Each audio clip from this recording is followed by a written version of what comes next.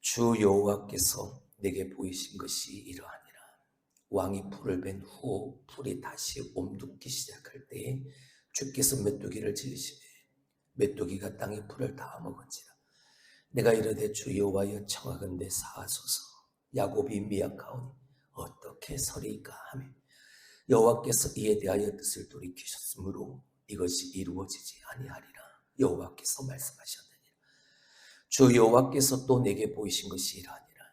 주 여호와께서 명령하여 불로 징벌하게 하시니 불이 큰 바다를 삼키고 육지까지 먹으려 하는지라.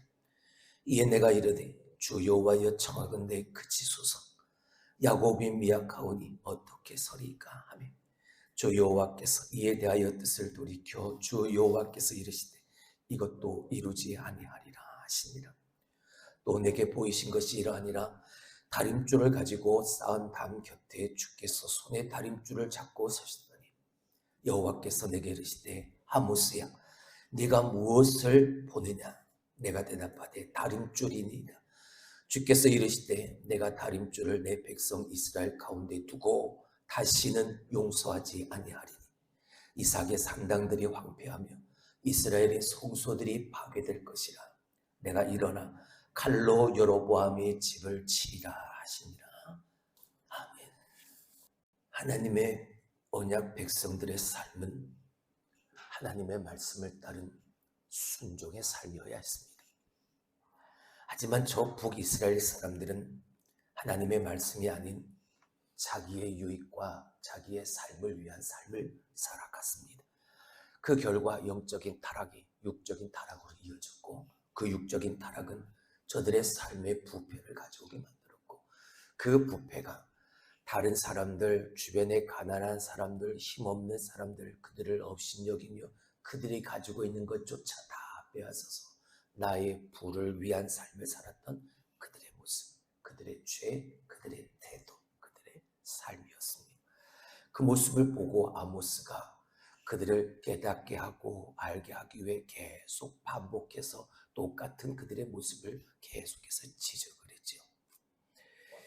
부르심을 받은 하나님의 백성들은 자기 뜻대로 사는 삶은 아니어야 합니다. 내 뜻대로 아무렇게나 살아서는 아니 되는 것이죠. 뭐 했기 때문에? 부르심을 받았기 때문인가? 내가 택함을 받았기 때문인 것이죠. 하나님은 우리에게 언약의 백성답게 살도록 하나님은 일정한 규칙과 법을 주셨습니다. 적어도 이것만큼은, 적어도 너희가 내 백성이요, 내 자녀요, 내 사람이라면 적어도 이것만큼은 반드시 지키기를 원하는 마음으로 당신의 백성들에게 율법을 그리고 규범을, 규례를 그들에게 주셨죠. 우리가 순종해야만 하는 하나님의 법, 무슨 일이 있어도 이것만큼은 지켜야 하는 것이죠. 그것을 가지고 더 많은 것에 순종하는 절대적 순종의 삶을 살아가도록 우리 안에서 그 믿음이 역사, 발휘되어질 수 있도록 살아가야 하는, 아모스가 선포하고 하나님이 바라시는 북이스라엘 백성들의 삶의 모습은 바로 그것이었습니다. 하나님의 말씀을 듣고 그 말씀을 순종하며 살아가는 삶. 근데 비록 그들에게만 국한되어 있는 문제는 아니죠. 오늘도 우리가 하나님의 백성이라, 하나님의 사람이라, 내가 하나님께 부르심을 입었다라고 말하는 사람들이라면 반드시 이것만큼은 지키고 살아가야. 오늘 아모스에게 하나님은 세 가지의 환상을 보여주십니다. 저 북이스라엘 백성들을 심판하시겠다는 세 가지의 환상입니다. 첫 번째 환상은 메뚜기요, 두 번째는 불이요, 세 번째는 다림줄의 환상을 보여주셨습니다. 자, 첫 번째 환상부터 우리가 한번 살펴봅니다. 1절의 말씀을 봅니다. 주 여호와께서 내게 보이신 것이 이러하니라. 왕이 풀을 벤 후 풀이 다시 옴돋기 시작할 때에 주께서 메뚜기를 지으시매 메뚜기가 땅의 풀을 다 먹은지라. 첫 번째 환상은 메뚜기의 환상. 근데 그 메뚜기가 풀, 여기서는 풀이라고 번역이 되어져 있지만 이 풀이 의미하는 건 모든 곡식을 이야기하는, 모든 곡식을 이 메뚜기가 다 뭐해버려? 다 먹어버리는. 근데 그 메뚜기를 하나님께서 언제 보내셨느냐? 왕이 풀을 벤 후 풀이 다시 옴듣기 시작할 때에 주께서 메뚜기를 지으심에 메뚜기를 보내셨다는 것. 자, 여기서 중요한 거. 왕이 풀을 벤 후에 그 풀이 다시 옴듣기 시작할 때, 여러분, 팔레스틴 지역에는 두 번의 추수를 하게 되어지죠. 첫 번째 추수, 그 수확의 그 열매들은 다 왕이 가져간다고 합니다. 왕과 힘 있고 능력이, 권력이 있는 그 지도자들이 첫 번째 수확물은 다 가져가고, 두 번째 추수하게 될 때 그 수확물은 백성들이 가지는 것이라고 하더라고요. 자, 그렇다면 왕이 첫 풀을 다 베어내고 난 후에 다시 그 풀이 온도될 때니까, 이 두 번째 추수를 하게 되어질 그때 메뚜기들이 와서 그 곡식들을 다 먹어버리니까, 첫 번째 수확을 거두었던 그 모든 수확물들을 다 가져갔던 왕과 지도자들은 아무 피해가 없는 겁니다. 이 메뚜기들이 다 먹어버린 이 모든 곡식들은 고스란히 힘없는 사람들, 가난한 사람들, 백성들에게 그 피해가 다 돌아가는 거예요. 왕이 풀을 벤 후에 다시 옮돋는 그 풀을 메뚜기가 다 먹어버리는 그 환상을 보고 아모스가 하나님 앞에 기도하는 겁니다. 하나님, 멈추어 주옵소서. 하나님, 사하여 주옵소서. 이 야곱의 백성들이, 이 야곱이 힘이 없고 불쌍한 백성들, 이 미약한 백성들이 설 수가 없으니까 이 가난하고 힘없는 이 백성들을 보시고 하나님 그 뜻을 돌이켜 주옵소서. 중요한 건 아모스의 그 기도를 듣고 하나님의 뜻을 돌이키셨다는 것. 3절의 말씀을 볼까요? 여호와께서 이에 대하여 뜻을 돌이키셨으므로 이것이 이루어지지 아니하리라 여호와께서 말씀하셨느니라. 하나님의 말씀은 변개치 않습니다. 하나님의 말씀은 변함이 없죠. 그러나 때로 하나님은 당신의 뜻을 돌이키실 때가 있습니다. 어떤 때입니까? 우리가 기도할 때죠. 하나님의 사람이 기도할 때입니다. 그 기도를 들으시고 그 마음의 진심, 그 마음의 진심, 그 마음의 열정, 그 마음의 간절한 애절한 절박함을 하나님이 아시는 거예요. 오늘 아모스의 기도가 뭡니까? 나의 유익을 위한 기도가 아니잖아요. 힘없고 가난한 자들이 당하게 되어질 그 아픔과 그 고통과 그 궁핍함을 이 아모스가 그 환상을 보고 저 힘없는 백성들, 저들을 불쌍히 여겨다는 중보의 기도였던 거예요. 이스라엘 백성들이 광야에서 40년을 유리하고 방황할 때 그들은 불평하고 원망했습니다. 애굽에서 잘 살았는데 비록 몸은 힘들지만 종살이 하느라고 몸은 육체는 피곤했지만 그래도 잘 먹었는데 내가 먹고 싶은 건 마음대로 먹을 수 있었고 그렇게 살 수 있어. 여기 이 광야에서는 먹고 싶은 것도 먹지 못하고 힘들고 더 고통.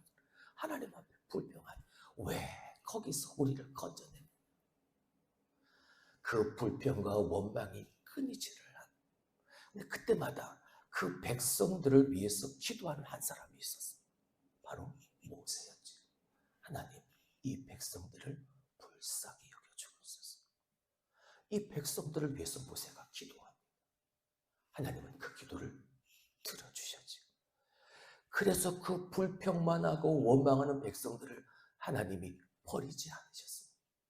그 모세의 기도를 들으시고 끝까지 그 약속의 땅으로 함께 갈 수 있도록 하나님은 그들에게 은혜를 베풀어 주십니다. 오늘 아모스가 바로 그 모세의 중보의 기도회처럼 저 백성들을 불쌍히 여기는 마음으로 하나님 앞에 기도하는 공동체 안에서 나는 아무것도 하지 않고 오히려 그 반대되는 모습을 보이는데도 불구하고 내가 편안함을 누린다. 내가 은혜를 누린다. 그건 어느 한 사람의 기도의 간절한 기도의 결과였다는 사실을 우리는 알아야 하는. 아모스의 기도가 하나님의 뜻을 바꾸시고 하나님의 뜻을 돌이키시는 그 기적을 이루어냅니다. 저 백성들을 불쌍히 여기는 그 마음이에요. 두 번째 환상도 마찬가지죠. 불의 환상. 여러분, 불이 의미하는 게 뭡니까? 완전한 심판이죠. 하나님이 불로 다 태워 그 어느 것 하나 남겨놓지 않으시겠다는 하나님의 진노, 하나님의 징계, 철저한 징계의 모습이 불의 심판입니다. 자, 두 번째 환상을 봅니다. 4절을 봅니다. 주 여호와께서 내게 보이신 것이 이러하니라. 주 여호와께서 명령하여 불로 징벌하게 하시니 불이 큰 바다를 삼키고 육지까지 먹으려 하는지라. 그 하나님의 진노의 불이 큰 바다뿐만이 아니라 육지까지도 다 삼켜버린 환상을 이 아모스가 보게 돼요. 근데 그 불의 진노, 그 불의 심판이 죄를 짓고 또 가난한 자들의 것을 빼앗아서 자기의 것으로 삼아 내가 가지고 있는 것으로 누리고 먹고 마시고 바르는 그 사람들에게만 그 불의 진노가 임하는 게 아니라 저 가난한 곳에서, 저 힘든 곳에서 그래도 믿음으로 잘 살아가려고 하는 힘없는 사람들도 똑같은 그 진노의 그 심판의 불에 다 태워 없어지는 모습을 이 아모스가 봅니다. 그래 하나님 앞에 또 기도하는 여호와여 뭐하소서 그치소서 청하건대 그치소서 야곱이 미약하오니 어떻게 서리까. 그 불의 진노 앞에 저 연약하고 힘없는 백성들이 어떻게 설 수 있습니까? 하나님 그쳐 주옵소서. 하나님 돌이켜 주옵소서. 이 아모스의 두 번째 기도도 하나님 앞에 상달되어집니다. 그리고 하나님이 그 뜻을 돌이키시죠. 6절을 봅니다. 주 여호와께서 이에 대하여 뜻을 돌이켜 주 여호와께서 이르시되 이것도 이루지 아니하리라 하십니다. 아멘. 첫 번째, 두 번째 환상. 하나님은 아모스에게 그 환상을 보여주셨습니다. 그리고 아모스는 그 환상을 보고 하나님 앞에 기도하죠. 이 두 가지 환상 속에서 이 이루어진 일들, 하나님이 그 뜻을 돌이키시는 이 결과를 만들어낸 건 어떻게 보면 그 주도권이 아모스에게 있는 것 같습니다. 하나님은 그에게 환상을 보여주셨는데 그가 기도해서 그 뜻이, 하나님의 뜻이 돌이켜지니까 어떻게 보면 주도권이 아모스에게 있는 것처럼 보이죠. 근데 세 번째 환상, 이 환상은 첫 번째, 두 번째의 환상과는 그 의미와 그리고 그 형태가 완전히 다릅니다. 자, 7절의 말씀을 봅니다. 또 내게 보이신 것이 이러하니라. 다림줄을 가지고 쌓은 담 곁에 주께서 손에 다림줄을 잡고 서셨더니 여호와께서 내게 이르시되 아모스야 네가 무엇을 보느냐. 첫 번째, 두 번째 환상에서 하나님은 아모스에게 묻지 않았습니다. 하지만 세 번째 이 환상에서는 하나님이 아모스에게 묻죠. 하나님이 보이시느니라. 담 위에서 그 다림줄을 내려뜨리고 다림줄을 붙잡고 계신 하나님의 모습을 그에게 보이십니다. 그리고 물으시죠. 네가 무엇을 보느냐. 여호와여 다림줄을 보았습니다. 내가 다림줄을 내 백성 이스라엘 가운데 두고 다시는 용서하지 아니하리니. 자, 무슨 의미인가요? 첫 번째 환상을 보이시고 그렇게 하시겠다 하나님은 작정하셨지만 이 아모스의 중보의 기도를 들으시고 하나님은 그 뜻을 돌이키셨습니다. 두 번째 환상을 보이시고 내가 이렇게 하겠다 하셨지만 아모스의 중보의 기도를 들으시고 하나님은 그 뜻을 돌이키셨습니다. 하나님은 참으셨습니다. 하나님은 그래도 하나님은 아모스의 기도를 듣고 참으셨습니다. 아모스에게 보인 그 환상대로 하나님은 반드시 그 진노의 불을 그리고 메뚜기를 그들에게 보내시겠다 하나님은 작정하셨지만 아모스의 기도로 다시 한번 저들에게 기회의 손을 내어주신 것이죠. 그들이 듣고 보고 깨달아 뉘우치고 돌아오는 그 순간을 기다리면서 말입니다. 끝까지 하나님은 기다리시는, 끝까지 돌이킬 기회를 그들에게, 백성들에게 제공하시는, 그 손을 붙잡고 뜻을 깨달아 뉘우치기만 하면 하나님이 참으시고 하나님이 그래도 기다리시고 하나님이 그래도 우리를 사랑하고 계신 그 긍휼히 여기시는 것을 그들이 깨닫고 돌아오기를 하나님은 기다리시는. 기다려도 참아도 아무 변화가 일어나지를 않아. 아모스의 기도가 저들이 평안을 누리고 저들이 은혜를 누리는 삶을 살게 했음에도 그것이 하나님의 은혜임을 깨닫지를 못한, 우리가 어제 살펴보았던 것처럼 내가 가진 것으로 나 스스로가 든든히 여기는 그 마음을 깨뜨리지를 못하는, 여전히 내가 붙잡고 있는 내 것을 말입니다. 하나님의 은혜로 평안을 누리는데 아모스의 기도로 말미암아 이 평안함을 누리게 되어졌는데 그걸 깨닫지를 못한다. 하나님이 기다리시다 세 번째, 다림줄의 환상을 그에게 보여주시는, 그리고 뭐라고 말씀하십니까? 다시는 용서하지 아니하시리. 다림줄이 뭔가요? 다림줄이 그 담이나 세워놓은 그 담에서 이렇게 늘어뜨려서 담이 똑바로 수직이나 수평으로 올바로 세워져 있는지를 재는 건축 도구가 다림줄이죠. 근데 그 다림줄이 누구의 손에 붙들려 있습니까? 하나님의 손에 붙들려 있죠. 하나님이 재어 보시는 겁니다. 똑바로 서 있는지를, 제대로 서 있는지를 하나님이 그 다림줄을 붙잡고 지금도 그걸 재어보고 계시는 거죠. 그래도 똑바로 세워지지 않으니까, 내가 삐뚤어진 그것을 똑바로 고치려고 하지를 않으니까 내가 다시는 뭐 하겠다? 너희를 용서하지 않겠다. 삐뚤어지고 잘못 세워졌으면 그걸 다 헐어버리고 똑바로 그 다림줄을 기준으로 해서 그 다림줄에 똑바른 그 올바로 세워지는 그 담을 다시 세워야 하는 것이 이게 올바른 방법이죠. 그냥 삐뚤어진 채 기울어진 채 내버려 두면 반드시 쓰러지고 넘어져서 더 많은 피해를 만들어낼 수밖에 없어요. 헐어야 할 건 헐어버리는, 고쳐야 할 건 고쳐야 되는, 삐뚤어지고 제대로 세워지지 않으면. 근데 그 다림줄, 그 수평과 수직을 판단하는 그 다림줄, 기준이 되어지는 다림줄, 신앙과 믿음 안에서 분명하게 우리가 올바로 세워져야 할 그 다림줄, 기준이 되어지는 다림줄은 하나님의 말씀이어야 하는 거예요. 하나님이 붙잡고 계신 그 다림줄, 하나님이 말씀하신 그 말씀, 오늘도 하나님의 손에 붙들려 있는 공평한 공정한 잣대, 그 하나님의 기준에 똑바로 내가 서 있을 수 있도록, 내가 삐뚤어져 있다면, 내가 온전하게 세워지지 못해 그걸 다시 고칠 수 있도록 다 헐어버리고 처음부터 힘들더라도 다시 처음부터 그 기분부터 제대로 쌓아서 하나님 앞에 온전히 됐어, 이 정도는 돼야지, 하나님의 그 공정한 잣대로 세워가지고 그 기준에 맞는 삶을 살아가야.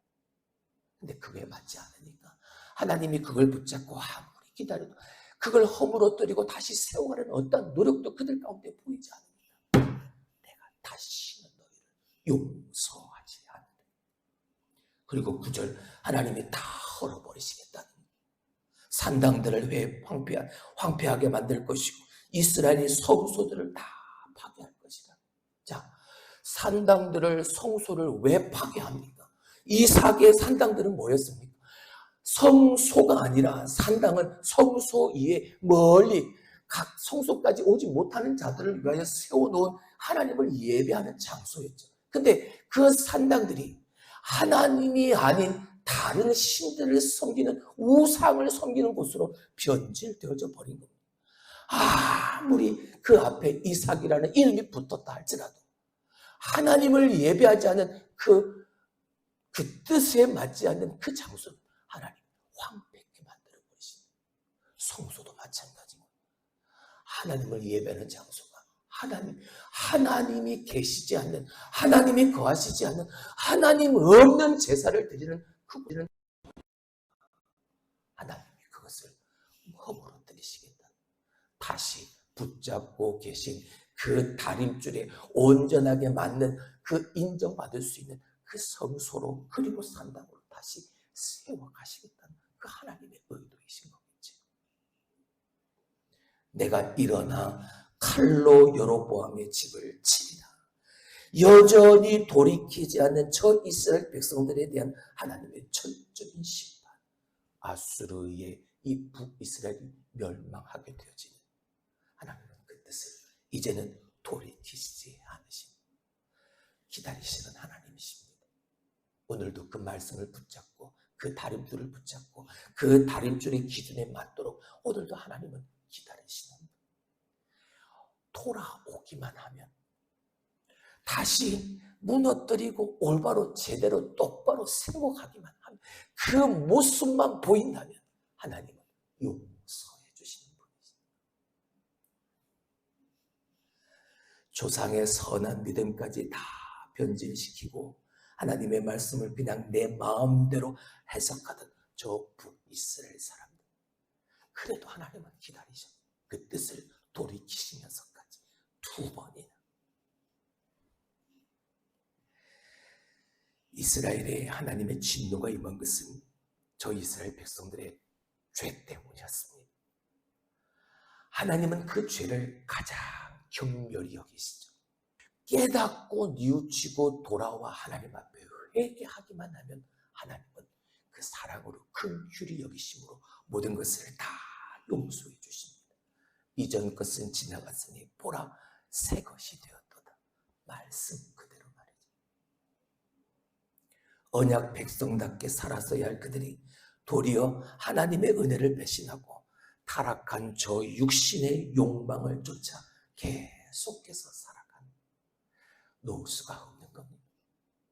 차마 내가 누리고 있는 이것을 나 스스로가 놓을 수가 없는 거죠. 아까워서. 이걸 놓으면 내가 놓았던 것보다 하나님은 더 많은 것으로 하나님은 그 손에 채워주시는데, 지금 내가 가지고 내가 누리고 있는 이것을 내려놓지를 못하는 저 북이스라엘 사람. 하나님은 우리가 당신의 말씀을 내 삶의 기준으로 삼고 살아가기를 원하십니다. 할렐루야. 오늘도 우리의 삶의 기준이 무엇인가? 내가 오늘도 살아가는 내 삶의 기준이 뭔가? 하나님이 온전히 기뻐하시는 삶을 살아가기를 내가 원하는데, 정말 내가 하나님 앞에 기쁨이 되는 삶을 살기 무엇 가지고 그것을 내 삶에 살아내는, 내 삶의 기준은 어디에 있는가? 오늘도 오늘 말씀을 통해서 다시 한번 내 삶의 기준을 이것으로, 말씀으로, 하나님의 다름줄로 온전히 세워갈 수 있는 저와 여러분의 삶이 될 수 있기를 주님의 이름으로 축원합니다.